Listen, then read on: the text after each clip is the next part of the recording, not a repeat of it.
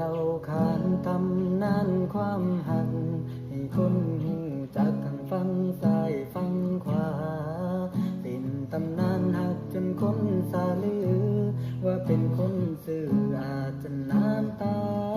นองเท้าสีตะบองหักนางเขียวคอมแพงป่านหน่วยตา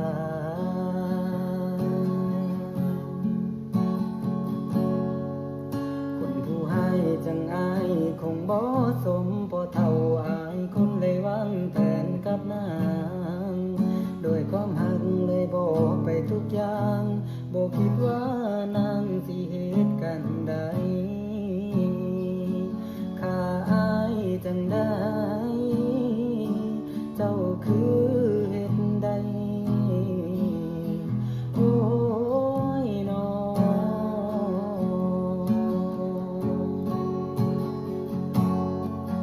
ยกให้เขาเป็นพญาคู่เคียงกับเจ้าบ่คือเฮาบ่สมกันบ้านดินกับฟ้าสีตาบองก็เลยเบิดค่า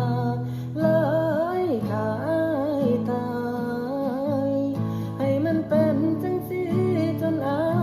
สารพญาได้มาครองบ้านอย่าให้มันเจริญใดสิ้นคำสาปเมื่อมีงูใหญ่